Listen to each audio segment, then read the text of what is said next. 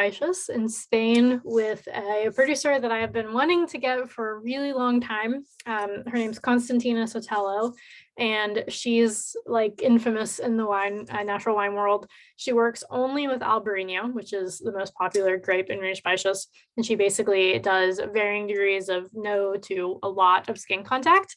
And it's just amazing what she's able to do with six acres, not 6 hectares, I believe, or maybe 6 hectares. Anyways, it's not a ton of land and only one grape. So it's really fun to see what she comes up with. So we have 2 of her wines this month. This one's in the club. It's called Octopus. Yeah, it's called Octopus. I thought it might have had a different name, but no surprise. Fun label. And on the amount of skin contact, I'm not sure if I have the amount of this one. Let me actually just check my notes real quick. But as you can guess from what I just said, it is 100% Albariño because that's all she makes is Albariño. And I know it aged in amphorae, which is one of the reasons why it's getting this darker color, because that always makes it, not always, but normally makes it quite a bit more extracted. Yeah, I don't have in here exactly how long it was on. I know I can see that she used 3 parts per million of SO2, so just a very, very tiny amount. And normally, like the amphoras can help with that sometimes if you're a very clean winemaker, which she should be because I've never had any issues with any of her wines that I've ever had. Yeah, so not for sure, but I'm gonna guess quite a bit. And it's an amphora, which also normally affects the flavor a little bit because it has more air for the wine to breathe. All right, so on the nose, yummy. So it's like honeyed, not like honeysuckle, like this is like all the way honeyed. Honeyed tangerines, like it really, the first thing I'm getting on this is oranges, and like the quality of them is like overripe with a bit of honey on them. But then when we go down here,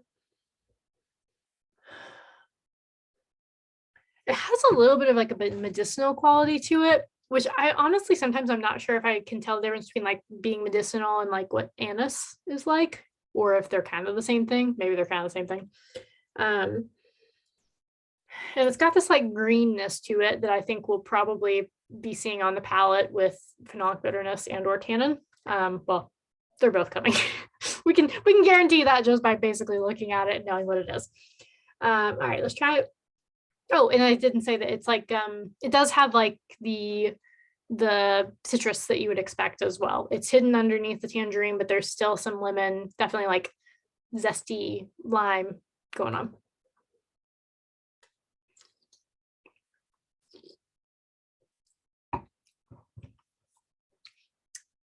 Oh my gosh, that is tasty. Wow, the finish is so long and so full of fruit. I was not expecting that. I was, because I have had it, but like it's still as good the second and third time. So it definitely has the tannin, and the tannin, like I would say it's like tea tannin, like you've had steeped your green tea for a long time, and that's the feeling that we have here with this. Less so the phenolic bitterness, that's like baby aspirin down the middle of your tongue. I'm not getting so much of that. This is really like tea tannin is what I'm feeling there. Let me just go back to it because it's also just so good.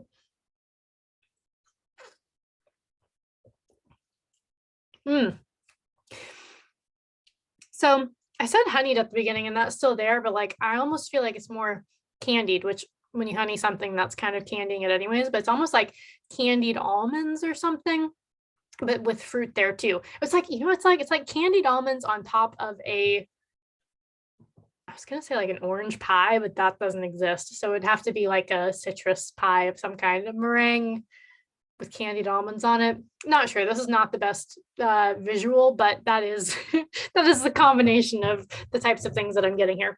And there's just a lot there. Like this is one that I hope that you sit down and contemplate. And mine's actually probably the right temperature. I just took it out of the cold because it's snowing outside. And had to do these videos pretty quickly because I get the wines a little bit later than y'all. So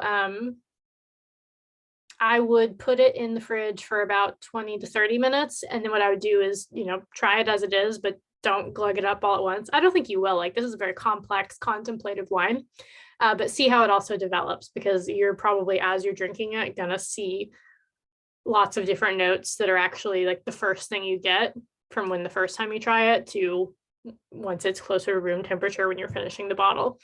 So I request that you spend some time with this. There's probably more here. There's definitely a lot more here than what I'm saying, even just at this temperature. But if you take that and you put it at different temperatures, you're going to see a lot more.